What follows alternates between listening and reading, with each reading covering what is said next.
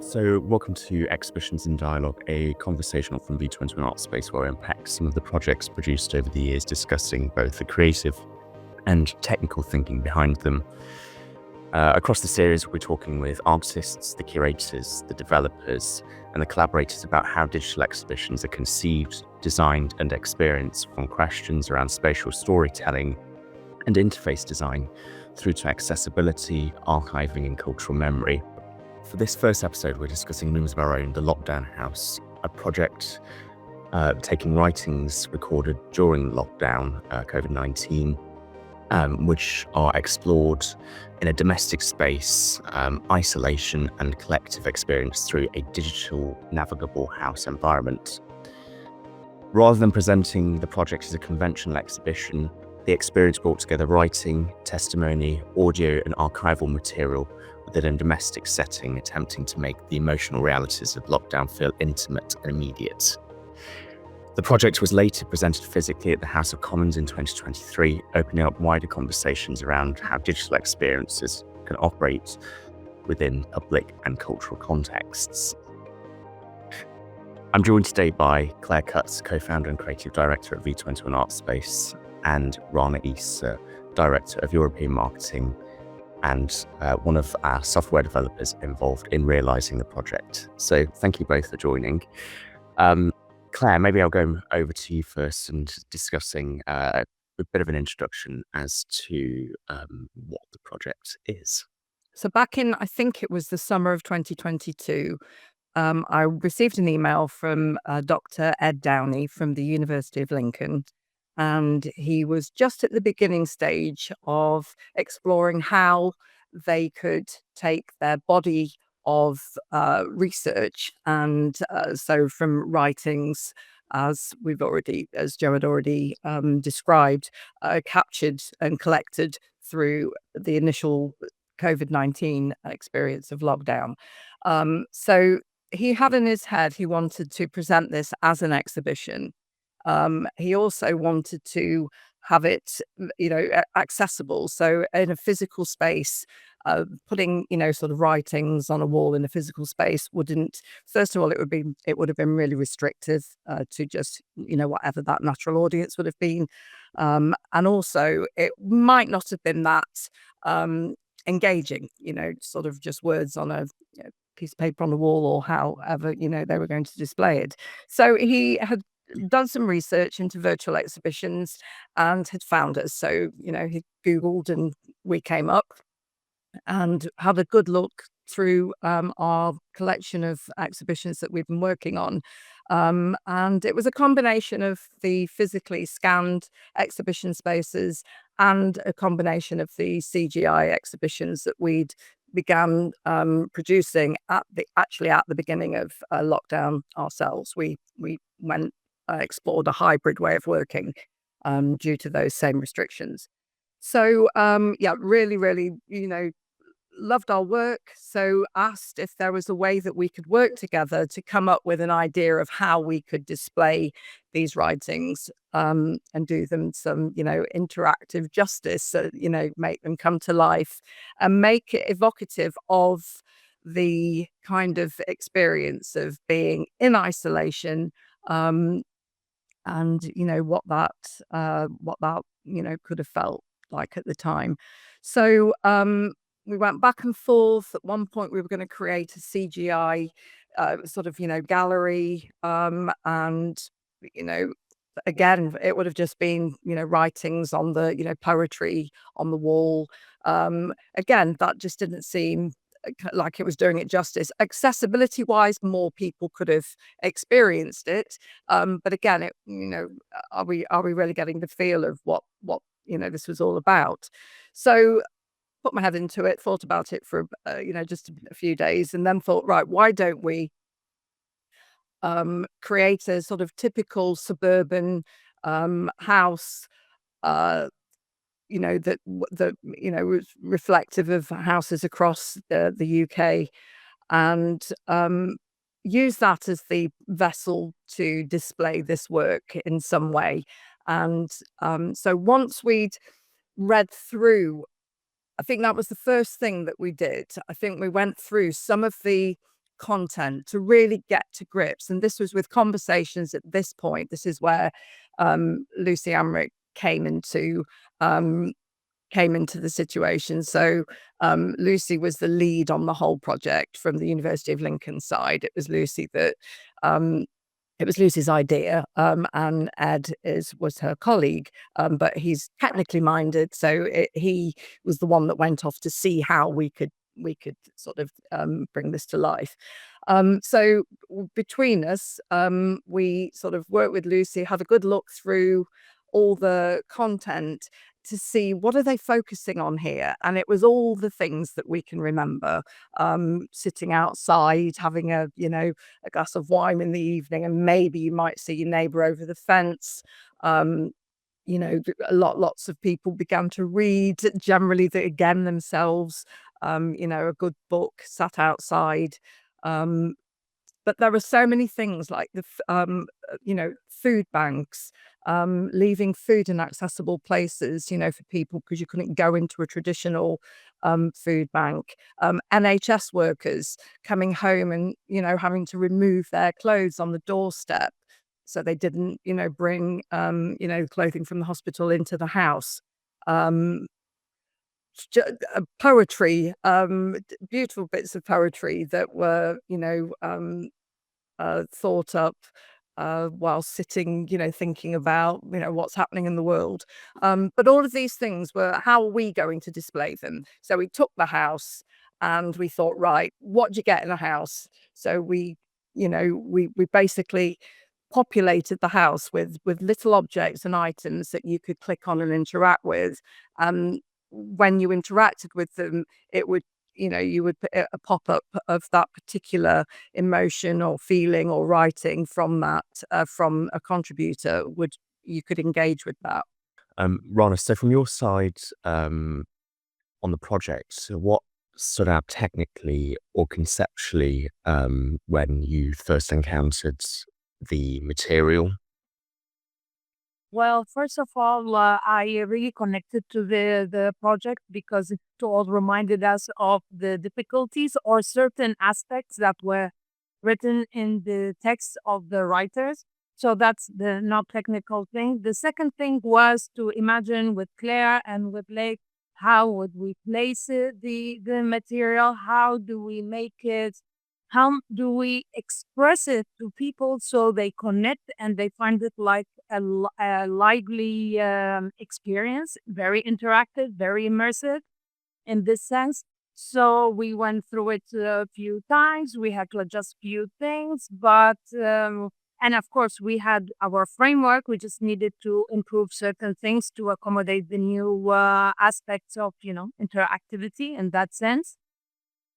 And that's how it went. It was really was like a pleasurable experience, something very nice to experience because it documented the and for us we work there, but we also experienced it, all of us. Although I live in Spain, but we have the same type of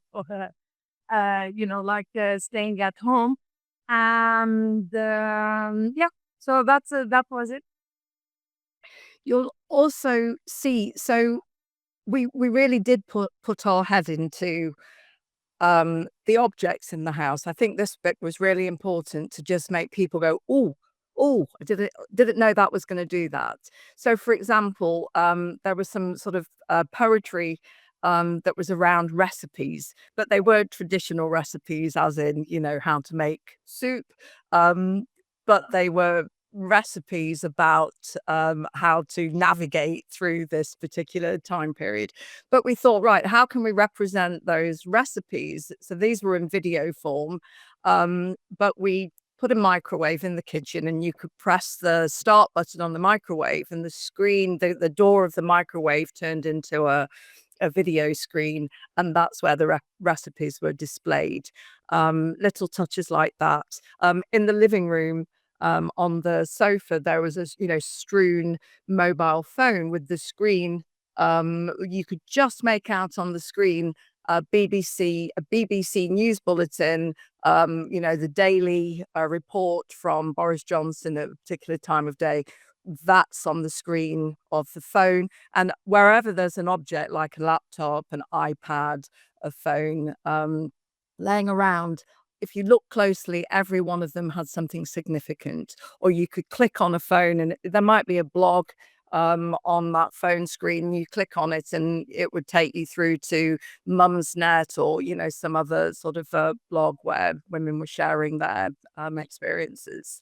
But there's so many little details throughout the house. It was, yeah, we began to just, really, really engage with the project. So, and then another aspect to this, we recognise really right from the get-go as well, that not everybody is going to have the luxury of living in a detached suburban 3-bedroom house with a garden. So we wanted to make sure that we reflected, other forms as best we could. I mean, we chose another property that many people would live in. And so if you clicked on the door handle of the an understairs cupboard, it would take you through to the lockdown flat. You would go down in a lift into a more of a high-rise flat where there was you've got a smaller space, 1-bedroom flat with a balcony. And we wanted to, so whereas with the lockdown house, you've got the sound of birds in the background and those sounds when you're outside. With the lockdown house, when you open up the balcony door, you hear the typical sound of more of a city environment. And even, those details capturing that sound and that cityscape, we did that. We went and captured the sound from I'm from Nottingham. We were both in Nottingham during lockdown, and we captured that the vista with a drone, and to really, really give the feel of where that the difference in environment. Um, and I think we were able to capture those two different experiences. I think what's very strange is that lockdown already feels sort of simultaneously very recent and very differently. Claire, well, I've got questions for both of you. I mean, Claire, what do you think the project captures emotionally about that sort of period in time? I wonder whether there's any sort of particular fragment within that project that stayed with you. Well, yes, I mean, I think I engage with it so, such a lot in such a big way, because, I live alone. And, I live in that kind of suburban sort of, house, something in between. Um, but that feeling of, isolation and, but also what it gave you. So you became really quite creative with what you had. So whatever space you had, you made the most of it. So I personally, I had a garden that I'd never been in all the years I'd lived in my house. I would go out to work, come home, go about your routine things, and not really pay any attention to the garden. That garden became my absolute haven during lockdown. I transformed it, but I appreciated so many things. And I think that's, the garden in the project, I think it was significant because if you did have an outside space, or if you, or, the balcony, just that feeling of just being able to go outside, um, it was just really, really important. And actually, that brings us to another item that was included in the project was the walking. This daily walk that you could have. At the time, we were allowed the one big walk. One of the authors that's included in the project, um, she she wrote about her daily walk. So every day she would go out down by the River Ouse, if I can remember. Is that right? She's from Canterbury. So we did the walk and we captured it with her, Joe and I, with a 360 camera. So we captured the walk And then we've overlaid the her writings about that daily routine of doing the walk. So that's something that if you navigate to the bedroom and look out the window where she would have been able to see her walk, you can click on, I think, her diary in that room, and it takes you through to the river walk.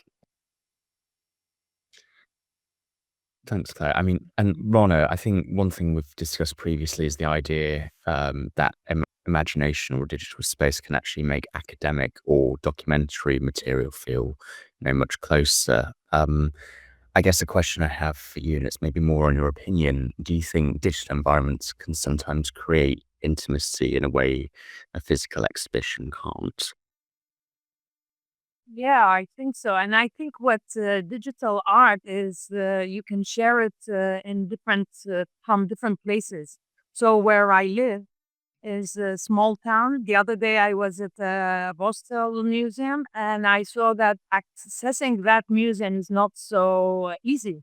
Some cases you cannot access it or you don't know about them, but they're wonderful spaces. So sharing them through internet with technology, either with imagination or replicating them, or I don't know, with any way in any way is a wonderful idea to share it and to document what is going on because you never know with in the future. Maybe we will need these digital documentation and the CGI part is more interactive and emotional because there you can play, you can make it interactive and as if you're, it's like more entertaining and also, it's like a game, but not video game where you have to fight, but it's like a storytelling game. And I think yes, technology in this sense is can share it. It brings people together, like it closes the gaps, the distance, or cultural gaps. It brings them together in that. I think the irony is we're talking about the sounds of a cityscape and what that meant through lockdown, and just sat in my flat now, and you've got the sounds of drilling and sort of coming from outside. Um, I guess one of the major challenges with projects like this is that the material, while it's incredibly powerful, there's a lot of it, whether it's text or audio or reflective material. So, I mean, we're probably going over, Claire, what you've already said, but maybe it's good to sort of just hash it out a little bit more. So how did you approach making that feel engaging without over spectacularizing it? Yeah, so I mean that was I think yeah, when you just presented with, uh, writing snippets, you have to think to yourself, well, how much of that am I going to read? So generally, in any situation. So by having it as it's like, you were going through the house collecting these items. And the more that I think um, you know, the more that you kind of got into that, it made you want to, oh, what's in this room? Why is that there? What was the purpose of that? What was significant about the garage? Why are we going in there? The shed, what happened in the shed? And so discovering these items, and each one was, it wasn't the same format.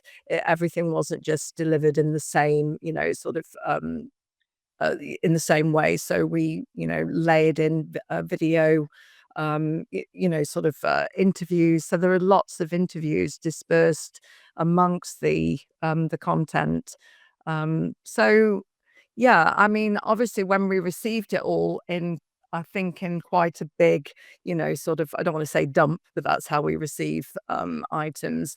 But the team, University of Lincoln, they were brilliant. So they might just, send us a whole load of stuff over, but then they would spend a lot of time with us going through, everything, sorting it all out, deciding where we were going to, where they were happy with us to display it. So yeah, it's and they have a lot of their sign off. We would send them we're sort of part way through to say, what do you think of it so far? Are we on the right track with this? Shall we continue? Are you, have you got any ideas? And then they would interject, oh, what about this? So we inspired them to, come up with, oh, can you do this? And, that sort of, so yeah, there was a lot of people involved. And I think they also, not really the format in which they've worked either. So we're talking about, academics who all of a sudden were working with technology. And I think they really, really enjoyed the process. It was maybe a bit in the first place, but I think they really, really, enjoyed seeing how this came together. And Rana, from a software development perspective, what were some of the biggest challenges around the project, given there was so much content in it? I'm thinking were things like optimization difficult? How do you create pacing digitally? Yeah, this is one of the biggest thing is optimization, because in the end we have a model with many assets in it, with lots of documentation, like videos, and we had to optimize them, go back and forth and reducing sizes, seeing what we put, what we add, what we remove. This is an important issue when you're using a web-based application. And nowadays, even mobile, it's true that our experience was difficult to present it on a mobile through the web. And because we needed to optimize many things, and this reduces the quality, so you cannot deliver everything together. But we managed it. It was like going a little bit back and forth, and seeing, okay, this is good, this is not good. We're having some issues here, but then in the end, we put it together. We got it. Yeah, we got it right. Yeah, and it's remarkable that you can see something of such, such detail on your phone, without losing quality. Yeah, it is incredible, extremely accessible. You don't need, an app. You're not having to, download any sort of, anything additional, which is always a barrier for accessibility. So, you're just clicking on a link and you can experience it, which is great. So I think in terms of, I think what's important is that the project intentionally, and again, we've sort of covered this a little bit already, but I wanted to go into it in a bit more detail. It really it intentionally moved away from the idea of a traditional exhibition. I mean, Claire, maybe this is one thing that we sort of sit with quite a lot, and it's more of a, I guess, a philosophical question. But do you think digital exhibitions get unfairly reduced to documentation or marketing sort of exercises alone? Yeah, yes. I mean, I think I think when we do the physical scans of exhibitions, I definitely think that is a bit of a tick box exercise in many, not all, but in many cases, it's a question of, we need to have a document of, that, and then kind of move on. I don't think it's necessarily the same with the CGI exhibitions. I think they are completely, they're not necessarily just, a set of images that want to be displayed in a gallery. We've worked on many of those, but again, it's right from the ground up. So we're not just documenting something after the fact. We are building the fact. We are basically creating the initial exhibition. And but then a lot of the time we're working on concepts that, there's a body of work, and what are we going to do with it? How are we going to start from there and then make something engaging? And so it's not necessarily, a stereotypical artwork. It could just be some form of campaign, or, a celebration of something, sort of in history. So those, they definitely, that's a different concept for us completely. We are integral in making the exhibition actually how it's going to appear in the first place. Um, And I don't think that can be considered necessarily a tick box. I think there's a lot of, from all sides, there's so much put into them that people want to keep that and preserve it and share it. Well, I think it's almost the idea that, they become much more, but they're evolving, but they're, you know, a piece of infrastructure rather than this sort of secondary afterthought. I wanted to move on to, sort of the public impacts of this project. I think one of the most interesting things was that it was presented in the House of Commons in 2023. I guess to both of you, maybe we'll start with Claire first, then move on to you, Rana, next. What did seeing something developed digitally but entering into a physical, institutional, political setting, what was that sort of, what was it like seeing that? I mean, from a personal and from a professional perspective, it was a real kind of, it was an honor to have something that we've all worked on, that was so important. I mean, I think when we were working on it, we put our head into it. We don't necessarily, we're not thinking about what the theme is necessarily, or what we're working, because we're just delivering and we treat everything exactly the same. But once it was then presented, and you could see the importance of this piece of work, and that it got that attention. So yeah, it was a really, really relevant piece of work. Ron, did that maybe seeing, the sort of, I know you weren't there physically as you're in Spain, but seeing, the sort of the photographs of that, did that change your perception of, the project's reach or importance? Yeah, exactly, because it gives a different dimension, a different value. It's like a live documentation of a period that we lived, all of us. I still remember the toilet paper issue. I think we all lived.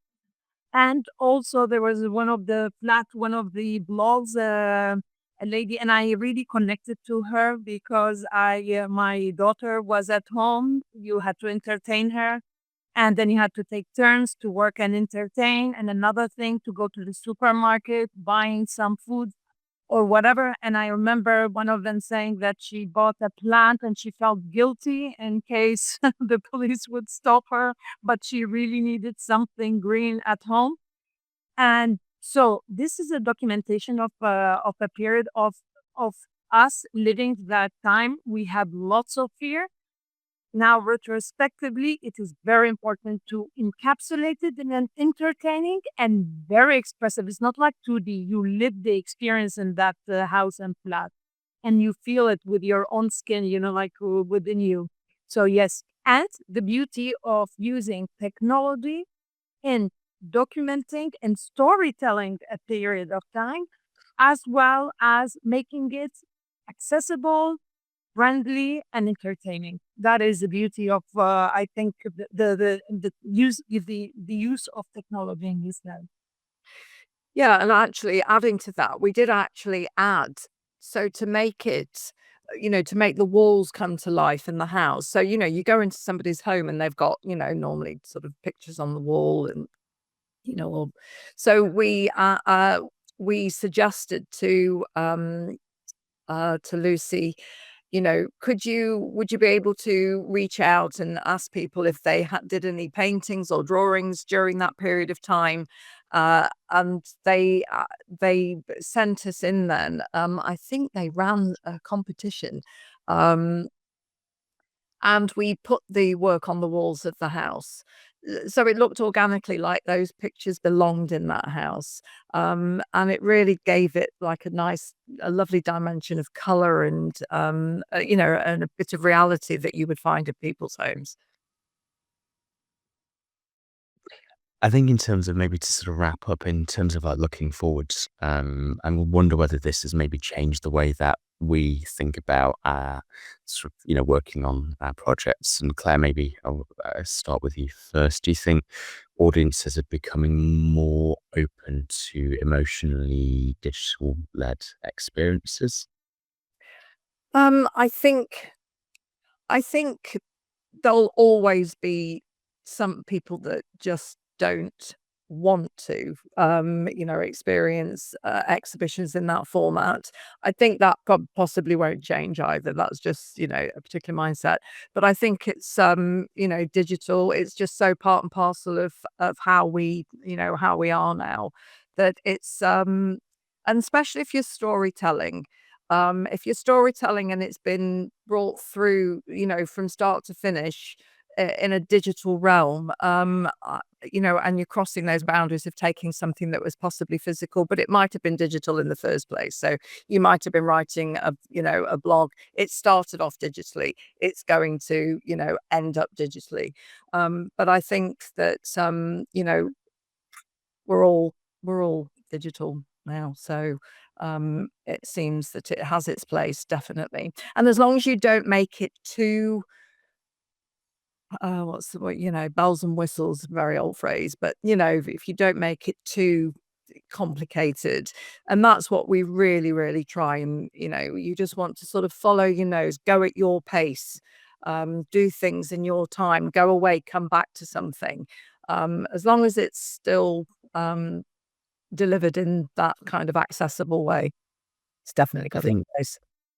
I think it maybe to add to that as well, I think there's one thing we've sort of set out from, I mean, in the 9 years that we've been working is actually whether it's, whatever sort of a presentation format we're following, whether that's 3D scanning a real exhibition to produce a digital version or, in this case, imagining a space. I think one thing we've always tried to do from the presentation side is not letting the interface get in the way of the viewing experience. And I think, that's a testament to what we can really do in terms of being able to have that. It's almost like you don't notice that the view is there, which I think is it's a good thing. Um, Rana, maybe Yeah. to you, sort of technology wise, do you think audiences expect more from digital cultural experiences than maybe they might have 5 years ago? Yeah, I think so. I think people are used to now the digital world, the 3D world, much more than before. I know even people who were like involved in technology who would get scared of navigating the space. Nowadays, you see it not happening, even among people who are like in older ages. It's becoming closer, and also technology is making it easier. Like to navigate. It's not like you don't have to do lots of work. Everything is clear. You can. We use, for instance, this type of teleporting for people who couldn't navigate with the joystick to facilitate the navigation. And things are just clicking once, clicking 2 times, and double clicking on the floor. These things make it easier for people to find their way to experience the actual, the actual space. So yes, I think, and people are more into it, especially after the COVID experience, the lockdown. People are more used to, okay, I cannot go there, I cannot go here. Let me try to find out in digital representation or experience instead. So thank you both for joining. This has been the first episode of Exhibitions and Dialogue, of a series from V21 Artspace exploring the ideas, technologies, and creative processes behind digital exhibitions and spatial storytelling. We'll be continuing this series across a range of projects in the coming months. So thank you for watching, and we'll see you in the next episode.